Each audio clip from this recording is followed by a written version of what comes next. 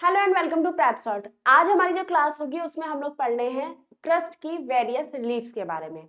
जैसा कि आप जानते हैं हमारे अर्थ की अगर हम आंतरिक संरचना या इंटरनल स्ट्रक्चर की बात करते हैं तो उसे हम कई पार्ट्स में डिवाइड करते हैं।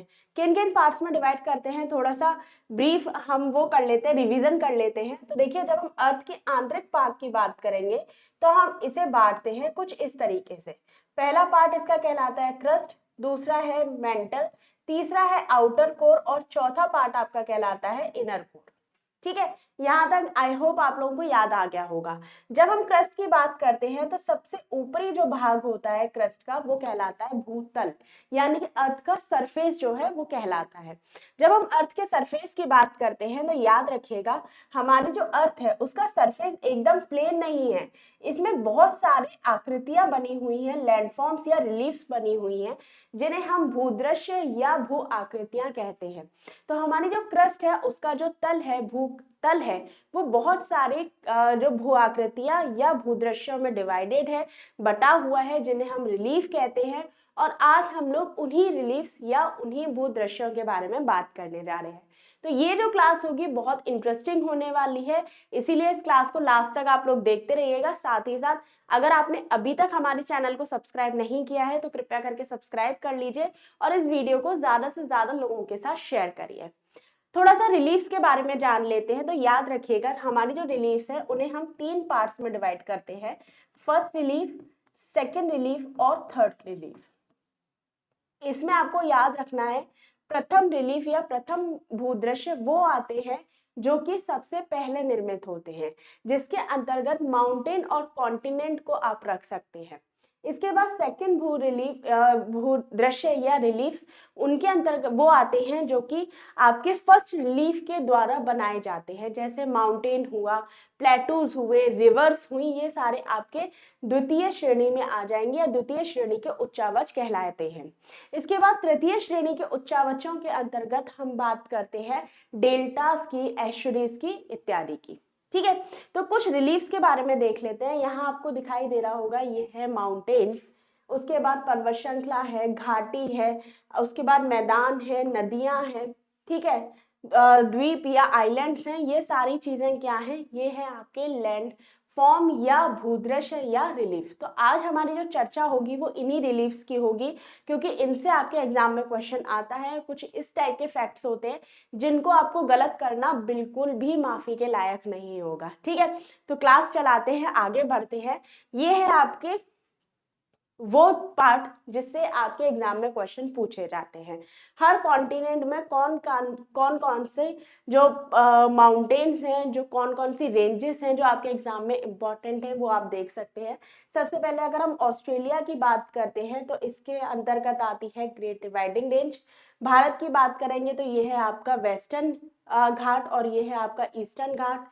इधर आप हिमालय की बात कर सकते हैं। ठीक है, अल्टाई माउंटेन जो है वो चाइना और किसके बीच में आएगा, मंगोलिया के बीच में आएगा। यूराल पर्वत आपके एशिया और यूरोप की सीमा बनाता है, यानी कि इन दोनों को अलग करता है। जब हम ड्रेकन्सबर्ग की बात करेंगे तो ये साउथ अफ्रीका के अंतर्गत आता है।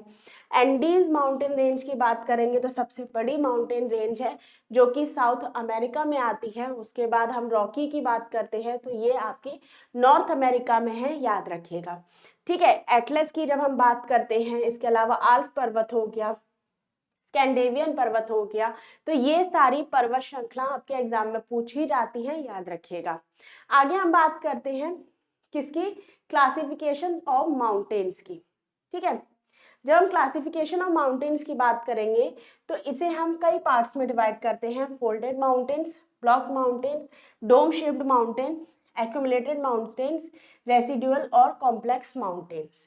तो ये क्या होते हैं वो आगे पढ़ेंगे, लेकिन उससे पहले थोड़ा जान लीजिए कि जब हम क्लासिफाई करते हैं माउंटेन्स को तो हम उन्हें उनके एज के हिसाब से भी क्लासिफाई करेंगे। इनके एज के हिसाब से हम इसे 4 पार्ट्स में डिवाइड करते हैं, जिसमें सबसे पहले आएगा प्रीकैम्ब्रियन एज या प्रीकैम्ब्रियन माउंटेन्स, जो कि सबसे पहले बने होते हैं। उससे थोड़े से नए आपके कहलाते हैं कैलेडोनियन माउंटेन्स, जो से थोड़े से नए होते हैं, जिसमें आप एप्लेशियन पर्वत को डाल सकते हैं, स्कैंडेवियन पर्वत को डाल सकते हैं। ठीक है, उसके बाद हर्शियन माउंटेन्स आ जाते हैं जो थोड़े उससे ज्यादा नए होते हैं, जिसमें टियानशियान हो जाएगा, कॉर्डिलेरा हो जाएगा, ठीक है, पेनिन हो जाएगा यूरोप का, ब्लैक फॉरेस्ट हो गया, वासेज हो गया, ये सारे आपके हर्सियन, कालिया हर्सियन माउंटेन कहलाते हैं।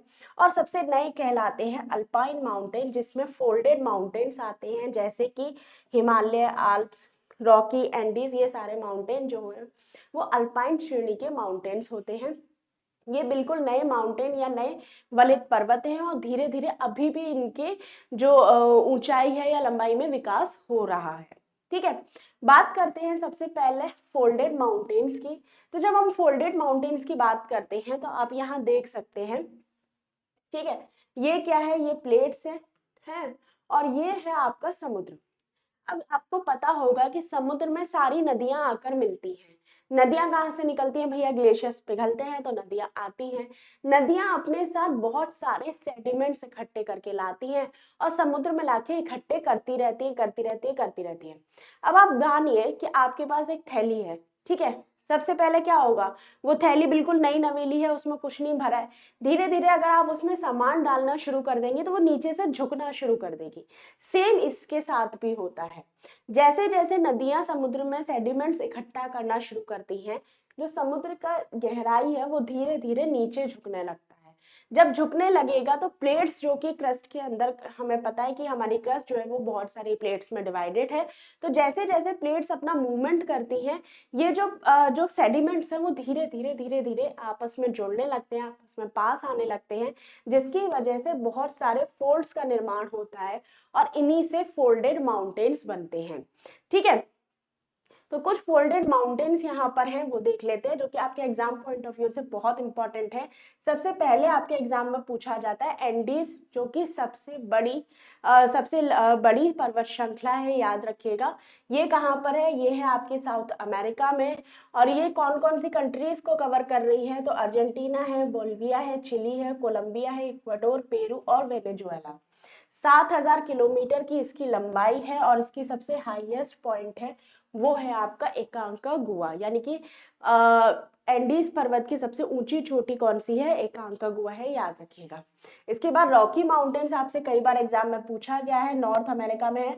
स्पेशली इसलिए भी याद रखिएगा क्योंकि करंट अगर इशू में देखेंगे तो कनाडा और यूनाइटेड स्टेट ऑफ अमेरिका इस समय हॉट टॉपिक बने हुए हैं, याद रखना। तो माउंट एल्बर्ट आपका इसकी सबसे ऊंची चोटी है, ग्रेट डिवाइडिंग रेंज ऑस्ट्रेलिया में आता है और इसकी सबसे ऊंची चोटी कोशिको है, हिमालय है, एशिया में पाया जाता है। India, Pakistan, China, Bhutan, Nepal, Afghanistan, Myanmar इसके अंतर्गत आते हैं। और एवरेस्ट इसकी सबसे ऊंची चोटी है, 8,848 मीटर इसकी ऊंचाई बताई जा रही है। लेकिन अभी पिछले महीने ही रिसर्च हुई है और उस रिसर्च में आया है कि इसकी ऊंचाई अभी और बढ़ रही है और बढ़ भी चुकी है। ठीक है, उसके बाद यूराल माउंटेन होता है, वो आपके एशिया और यूरोप दोनों की सीमा बनाता है, इसलिए इंपॉर्टेंट है। ठीक है, रशिया और कजाकिस्तान में ये पाया जाता है। माउंट नारो डानिया इसकी सबसे ऊंची चोटी है। ठीक है, आगे चलते हैं, बात कर लेते हैं ब्लॉक माउंटेन्स की। जब हम ब्लॉक माउंटेन्स की बात करते हैं तो याद रखिएगा ये है हमारा कोई भी एक रॉक, कोई भी एक चट्टान है। धीरे धीरे जब आपको पता है अर्थ के अंतर्गत प्लेट का संचरण होता है या प्लेट मूवमेंट करती है, तो इसके मूवमेंट में क्या होता है, कई बार टेंशन फोर्स जनरेट होगा। टेंशन फोर्स जनरेट होगा तो एक प्लेट इस तरफ जा रही है और एक प्लेट इस तरफ जा रही है। जैसे ही ये आपस में खिंचना शुरू करती है, एक दूसरे से दूर जाना शुरू करती है, तो इसके बीच में फ्रैक्चर्स पड़ जाते हैं या आप कह सकते हैं इसके बीच में दरारें पड़ जाती हैं। जब इसके बीच में दरारें पड़ेंगी तो जब ज्यादा किसी चीज को खींचोगे तो वो चीज टूट जाएगी। टूट जाएगी तो क्या होता है, जब इसमें दरार पड़ती है तो इसका एक हिस्सा नीचे दब जाता है और एक हिस्सा जो होता है वो ऊपर उठ जाता है। तो नीचे दबे हिस्से को हम कहते हैं रिफ्ट वैली और ऊपर जो हिस्सा होता है उसे हम कहते हैं ब्लॉक माउंटेन या हॉर्स माउंटेन। इसके उदाहरण की बात करते हैं तो सियरा नेवादा जो कि कैलिफोर्निया में है, बसाच रेंज जो संयुक्त राज्य अमेरिका में है, बासेज ब्लॉक पर्वत जो कि यूरोप में है और सॉल्ट रेंज जो कि आपके पाकिस्तान में पाया जाता है। ठीक है, इसके बाद हम बात करते हैं वॉल्केनिक माउंटेन्स या एक्यूमुलेटेड माउंटेन्स की। वॉल्केनिक माउंटेन्स क्या होते हैं आपको पता ही है, मैग्मा धीरे धीरे ऊपर आने लगता है और ये अर्थ के ऊपर आकर इस तरीके से फैल जाता है और जो पर्वत होते हैं उनका निर्माण करता है। तो आपके एग्जाम में जो है वो क्वेश्चन पूछा जाएगा आपके एग्जाम्पल से इसके। तो याद रखिएगा Mount Shasta, Mount Hood, Mount Rainier जो कि यूएसए में, वो इसका उदाहरण है। माउंट मेयान फिलीपींस का, Fujiyama Japan, Cotopaxi Ecuador, Argentina का ओजास डेल सलाडो, मैक्सिको का पोपो कैपिटल, कैलिफोर्निया का लेसन पीक, विसुवियस इटली का और क्वांटेट आपके चिली इसका प्रमुख उदाहरण है। तो आपके एग्जाम में इनसे क्वेश्चन आएगा। और अगर आप एग्जाम में इंपॉर्टेंट की बात करें तो माउंट शास्ता कई बार पूछा गया है, माउंट रेनियर पूछा गया है, माउंट मेयान फिलीपींस का पूछा गया है, फ्यूजियामा फेवरेट क्वेश्चन है इसका, ठीक है। बाकी आप इसको इस तरीके से भी याद रख सकते हैं कि कौन सा ज्वालामुखी पर्वत कहाँ पर पाया जाता है, ठीक है। आगे चलते हैं और बात करते हैं हम डोम शिफ्ड माउंटेन्स की। तो याद रखिएगा जब भी कोई लैंड बॉडी या लैंड मास कुछ अपलिफ्ट कर देता है आपके आर्क की शेप में, तो वो डोम शेप्ड आपका माउंटेन्स बन जाता है। तो ठीक है, याद रखिएगा कुछ इस तरीके का माउंटेन होता है जिसे आप गुंबद आकार पर्वत भी कहते हैं। इसके उदाहरण क्या है? संयुक्त अमेरिका का सिनसिनाटी उभार और ब्लैक हिल्स बिगहॉर्न आपके डोम शेप्ड जो माउंटेन्स हैं उनके प्रमुख एग्जाम्पल्स हैं, ठीक है। आगे बात करते हैं, अब हम आ जाते हैं आपके रेसिडुअल माउंटेन्स की। तो रेसिडुअल माउंटेन्स कौन से होते हैं? ये वो सबसे पुराने पर्वत होते हैं जो इरोजन और वेदरिंग के द्वारा, जिसमें धीरे धीरे जो घिसावट जो है वो शुरू हो जाती है। भारत का अरावली हिल्स हुआ, विंध्य पर्वत हुआ, ये सभी इसी के ही उदाहरण है, याद रखिएगा। तो इंडियाज विंध्याचल सतपुड़ा अरावली जो कि है वो रेसिडुअल पर्वत का ही उदाहरण है, ठीक है। कुछ इंपॉर्टेंट चोटियां हैं, पर्वत चोटियां हैं जो आपके एग्जाम में पूछी जाती है। तो याद रखिएगा सबसे ऊंची पर्वत चोटी है एवरेस्ट, और ये किसकी है? ये है हिमालय की, और ये नेपाल और तिब्बत में पाई जाती है, ठीक है। इसके बाद दूसरी सबसे ऊंची चोटी है केटू या गॉडविन ऑस्टिन, और ये हमेशा याद रखिएगा ये काराकोरम की सबसे ऊंची चोटी है, ना कि हिमालय की, ठीक है। इसके बाद कंचनजंगा आ जाती है जो कि हिमालय की सबसे चोटी है, इंडिया और नेपाल में पाई जाती है। फिर लोहटसे हुआ, मकालू हुआ, ठीक है। उसके बाद धौलागिरी नंगा पर्वत, अन्नपूर्णा, ये सारे आपके चोटियां जो हैं वो पाई जाती हैं। इंपॉर्टेंटली आपको एवरेस्ट, केटू, कंचनजंगा तो याद रखना है, ठीक है। आगे चलते हैं और बात कर लेते हैं कि सबसे बड़ी बड़ी माउंटेन्स जो हैं हर कॉन्टिनेंट में वो कौन कौन से हैं। तो सबसे पहले हम नॉर्थ अमेरिका की बात करते हैं, तो देनाली जो है सबसे ऊंचा माउंटेन है। साउथ अमेरिका की बात करेंगे, ठीक है, तो एकांकागुआ जो है इसकी सबसे ऊंची चोटी है, और ये कहाँ की है? ये आपको पता ही है, एंडीज पर्वत की है। अंटार्कटिका की बात करेंगे तो विसन मासिव इसकी सबसे ऊंची चोटी है। अफ्रीका की बात करेंगे तो किलिमंजारो है। इसके बाद यूरोप की बात करेंगे तो एल्ब्रस है। एशिया की बात करेंगे सबसे ऊंची चोटी की, यहाँ टॉलेस्ट माउंटेन पीक लिख लीजिए, ठीक है। टॉलेस्ट माउंटेन पीक में बात करते हैं तो एशिया की एवरेस्ट है, ऑस्ट्रेलिया की शिज़ुओको है, ठीक है। आगे चलते हैं और अब बात कर लेते हैं प्लेटूज की। तो जैसा कि हमने बात करी थी माउंटेन्स की, तो माउंटेन्स क्या होते हैं? वो एल्टिवेट लैंड या लैंड का वो भाग या वो उच्च एरिया जो कि कई सारी चोटियों में डिवाइड होता है, यानी कि एल्टिवेटेड लैंड विच डिवाइडेड या which have one more than one peaks, ठीक है। लेकिन जब हम प्लेटूज की बात करते हैं तो हम बात करते हैं वो उच्चावच जो कि ऊपर से सपाट होता है। माउंटेन कैसा था? कुछ इस तरीके का था, बहुत सारी चोटियां थी, उसमें बहुत सारे पीक्स थे। लेकिन अब हम प्लेटूज की बात करते हैं तो ये ऊपर तो उठा होता है, लेकिन सबसे बड़ा उदाहरण, सबसे बड़ा इसकी पहचान होती है, वो होती है ये कि ये ऊपर से सपाट होता है, प्लेन होता है, ठीक है। प्लेटूज की बात करते हैं तो कुछ इंपॉर्टेंट प्लेटूज हैं जिसमें तकलामकान पठार हुआ, मंगोलियाई पठार हुआ, पामीर का पठार जिसे छत कहा जाता है, ठीक है, किम्बरले पठार हुआ, शान पठार हुआ, छोटा नागपुर पठार आपके भारत का, दक्कन प्लेटू, मेघालय प्लेटू, ठीक है। इसके बाद आप बोलीविया प्लेटू की बात करते हैं, मोन्टोग्रासो की बात करेंगे, चियापास है, कोलंबिया है, ग्रेट बेसिन है, ओजाक पठार है, लोरेंशिया है, मेसेटा पठार है, ठीक है। एशिया माइनर इंपॉर्टेंट है, ईरान इंपॉर्टेंट है, साइबेरियन प्लेटू आपका इंपॉर्टेंट है। ये कुछ इंपॉर्टेंट प्लेटूज हैं जो आपके एग्जाम में पूछे जाते हैं, ठीक है। आगे चलते हैं और बात कर लेते हैं कुछ इंपॉर्टेंट फैक्ट्स की जो कि प्लेटू से रिलेटेड है। याद रखिएगा, एशिया माइनर कहाँ है? टर्की में। एंटोलानिया कहाँ है? ये भी टर्की में है। मिसाटा कहाँ है? ये पेनिनसुला स्पेन में है। चियापास है आपका सदर्न मैक्सिको में। अलास्का है यूक्रेन प्लेटू ऑफ यूएसए, ठीक है। कोलंबिया है आपका यूएसए में। ग्रेट बेसिन है यूएस में। कोलोराडो है यूएस में। और ग्रीनलैंड है आपका कहाँ पर? ये आएगा आपका ग्रीनलैंड में। आगे चलते हैं और कुछ और इंपॉर्टेंट फैक्ट है जिसमें विच is the widest प्लेटू of the world. ये है आपका तिब्बत का पठार या प्लेटू ऑफ तिब्बत, ठीक है। आगे है which is the highest plateau of the world, is the plateau of Pamir, ठीक है। इसके बाद है being the highest plateau, the plateau of Pamir is also known as roof of the world. तो याद रखिएगा, कभी भी प्रश्न पूछा जाता है कि विश्व की छत या रूफ ऑफ द वर्ल्ड क्या है, तो वो है आपका प्लेटू ऑफ पामीर या पामीर का पठार। हाईएस्ट नेविजेबल या सबसे ज्यादा नौकागम्य झील टिटिकाका कहाँ पर है? तो ये है आपकी बोलीविया प्लेटू पे या बोलीविया पठार पर, ठीक है। फिर प्लेटू ऑफ कोलंबिया जो कि आपका कोलंबिया में स्थित नहीं है, ये कहाँ पर है? अमेरिका में है। तो ये इंपॉर्टेंट हो जाता है, याद रखिएगा, एग्जाम में भी कई बार पूछा गया है। The plateau of Iran is bounded by Elbrus mountain north and the Zagros mountain in the south. जो आपका प्लेटू ऑफ ईरान है वो आपके नॉर्थ में एल्ब्रस माउंटेन और नीचे यानी कि दक्षिण में अगर आप बात करते हैं, साउथ में बात करते हैं, तो ज़ारकोस से घिरा हुआ है। तिब्बतन प्लेटू जो कि सराउंडेड है पूरी तरीके से दो तरीके के माउंटेन से, हिमालय और कुनलुन से, ठीक है। आगे चलते हैं और अब बात कर लेते हैं हम प्लेन या मैदान की। जब हम मैदान की बात करते हैं तो याद रखिएगा, समतल और अपेक्षाकृत निम्न भूमि को मैदान कहा जाता है, जिसमें स्थानीय ढाल बहुत ज्यादा कम होती है, लगभग 4 डिग्री से भी कम पाई जाती है। ये समुद्र तल से 25 से 50 मीटर ऊंचे होते हैं, जो कुछ सैकड़ों और हजारों मीटर ऊंचाई प्राप्त कर लेते हैं। यूरोप के नीदरलैंड में समुद्र तल से भी नीचा मैदान पाया जाता है।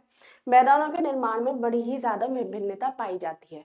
तो आपके एग्जाम में ये नहीं पूछा जाएगा कि मैदान क्या होता है, बस आपको याद रखना है 25 से 50 मीटर की ऊंचाई वाले ये होते हैं, ठीक है। और मैदान आपके एग्जाम में जो पूछे जाएंगे वो होते हैं ये कि भैया कौन सा जो मैदान है या प्लेन है कहाँ पर पाए जाते हैं।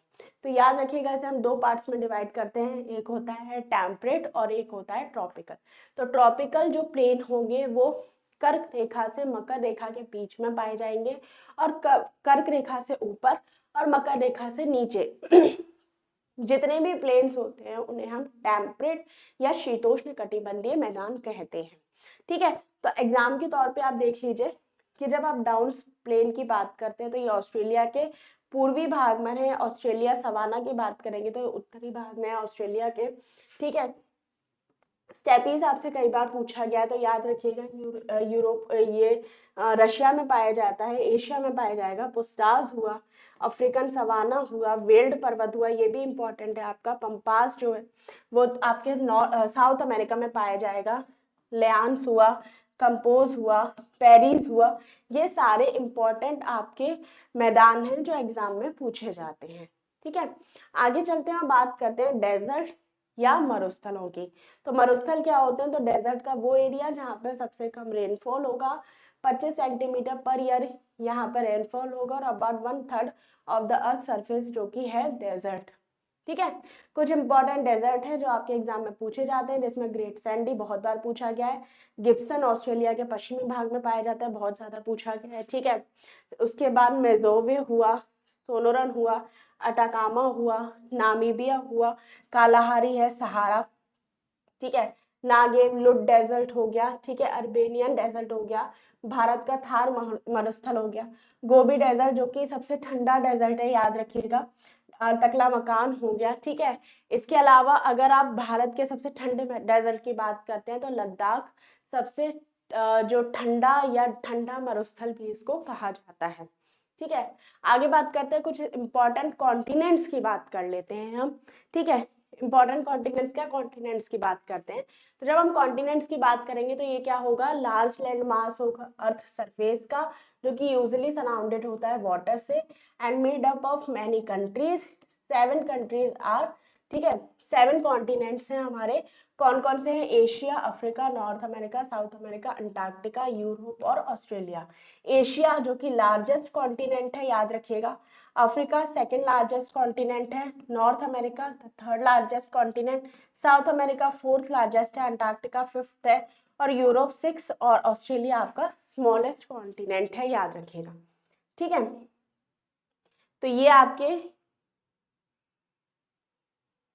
ठीक है, तो ये आपके इंपॉर्टेंट है, पूछा जाता है एग्जाम में, सबसे छोटा महाद्वीप कौन सा है, सबसे बड़ा महाद्वीप कौन सा है। ठीक है, तो ये आप यहाँ पे आप देख सकते हैं, ये है नॉर्थ अमेरिका, साउथ अमेरिका, ठीक है, अफ्रीका, यूरोप, एशिया और ऑस्ट्रेलिया। ठीक है, इसके अलावा ये हो गया अंटार्कटिका। तो ये है आपके 7 महाद्वीप। आगे चलते हैं और बात करते हैं आइलैंड्स या आइसैल की। तो आइलैंड्स याद रखिएगा, भूमि का वो टुकड़ा या लैंड का वो पार्ट जो चारों तरफ से पानी से घिरा होता है। तो पानी से घिरे हुए चारों तरफ से पार्ट्स को क्या कहा जाता है, आइलैंड्स कहा जाता है। कुछ इंपॉर्टेंट आइलैंड्स हैं, जिसमें सबसे बड़ा है Greenland, New Guinea, Borneo, Madagascar, Baffin Island, Sumatra, Honshu, Victoria, Great Britain, Ellesmere, Sulawesi, South Island, Java, North Island, Luzon, Newfoundland, Cuba और आइसलैंड। ठीक है, यहाँ पर आप देख सकते हैं विक्टोरिया आइलैंड हो गया, ठीक है, एल्समेयर हो गया, ग्रीनलैंड सबसे बड़ा है, बफिन आइलैंड हो गया, ग्रेट ब्रिटेन हो गया, मेडागास्कर है, सुमात्रा, बोर्नियो, न्यू गिनी और हॉन्शू जो कि आपके जापान में पाया जाता है। आगे चलते हैं, बात करते हैं स्ट्रेट्स की। तो स्ट्रेट्स या जल संधि क्या होती है, तो जल संधि वो होती हैं जो कि दो लैंडमार्क को या दो लैंडमास को अलग करेगी, और दो जल जो पानी होता है उसको एक करती है, पानी की वो श्रृंखला जो दो लैंडमास को अलग करे, उसे क्या कहा जाएगा, जल संधि या स्ट्रेट कहा जाएगा। तो याद रखिएगा कि जल की वो श्रृंखला जो दो लैंड बॉडी को अलग कर रही है वो कहलाती है आपकी स्ट्रेट। जैसे पाक स्ट्रेट जो है वो भारत और श्रीलंका को अलग करती है। ठीक है, आगे चलते हैं, कुछ इंपॉर्टेंट स्ट्रेट यहाँ पर देख लेते हैं, जिसमें फॉर्मोसा स्ट्रेट है जो कि ताइवान के बीच में पाई जाती है। और ये कौन कौन सी वाटर बॉडीज है, साउथ चाइना सी और ईस्ट चाइना सी को जोड़ती है, और किसको अलग करती है, चाइना और ताइवान को। स्टेट ऑफ टर्की की बात करते हैं तो ये रशिया, ईस्ट रशिया और शक्लियन आइलैंड को अलग करती है। और अगर इसकी बात करते हैं तो सी ऑफ ओखोस्ट और सी ऑफ जापान को ये जोड़ने वाली है। ठीक है, देखिए आपके एग्जाम में हार्मोस कई बार पूछा गया है, नॉर्थ चैनल जो है आइलैंड और स्कॉटलैंड, आयरिश सी और अटलांटिक ओशन को ये जोड़ती है। हार्मोज स्ट्रेट ईरान और ओमान को अलग करती है, गल्फ ऑफ ओमान और पर्शियन को जोड़ती है। बॉल्ब ऑफ मंडेब जो है यमन, अल्टेरिया, सोमाली पेनिनसुला इनको अलग करेगी, और गल्फ ऑफ अडन और रेड सी को जोड़ देती है। ठीक है, सुंडा स्ट्रेट कई बार एग्जाम में पूछा गया है। जावा आइलैंड इंडोनेशिया और सुमात्रा को अलग करती है, जावा सी और इंडियन ओशन को जोड़ती है। ठीक है, इसके बाद फ्लोरिडा आपसे कई बार पूछा गया है, तो क्यूबा और यूएस को अलग करेगी, मैक्सिको और अटलांटिक ओशन को जोड़ती है। बेरिंग स्ट्रेट बहुत इंपॉर्टेंट है, ये एशिया और अमेरिका के अलग करेगी। ठीक है, Arctic Ocean strait east Pacific Ocean को जोड़ देती है। स्टेट ऑफ जिब्राल्टर हुआ, स्पेन और मोरक्को को अलग करती है। अटलांटिक ओशन और मेडिटेरियन सी को जोड़ती है। कोरिया स्टेट हुआ, जापान और साउथ कोरिया को अलग करेगी। ईस्ट चाइना सी और South China Sea of Japan को जोड़ती है। ठीक है, मलक्का मलेशिया और सुमात्रा को अलग करेगी, पैसिफिक ओशन और इंडियन ओशन को ये जोड़ देती है। ठीक है, उसके बाद पाक स्ट्रेट हमने बात की है, इसके बारे में इंडिया और श्रीलंका को अलग करती है। बे ऑफ बंगाल और पाक जो है ये नॉर्थ ईस्ट में, जो अगर हम इसकी बात करते हैं तो बे ऑफ बंगाल इसमें पाया जाता है। ठीक है, बोस्फोरस स्ट्रेट हुआ, बास स्ट्रेट हुआ, ठीक है, हडसन स्ट्रेट को, ये सारे इसके अंतर्गत पाए जाते हैं। तो आज हमने वेरियस रिलीफ की बात कर ली है कि हमारे अर्थ की क्रस्ट पर कौन-कौन से रिलीफ पाई जाती है और एग्जाम में किस तरीके से इससे क्वेश्चन बनता है, वो हम चर्चा कर चुके हैं। ठीक है, तो आज की क्लास हम लोग यहीं समाप्त करते हैं। अगर आपको कोई भी डाउट हो कमेंट में पूछ लीजिएगा, बाकी कोई भी प्रॉब्लम हो, कुछ भी हो, तो इस क्लास के लिए आप कमेंट में डाल सकते हैं। दूसरी चीज़ ये है कि आपने अभी तक वीडियो देखा है तो कृपया करके इसे शेयर भी कर दीजिए और हमारे चैनल को सब्सक्राइब भी कर लीजिए। धन्यवाद।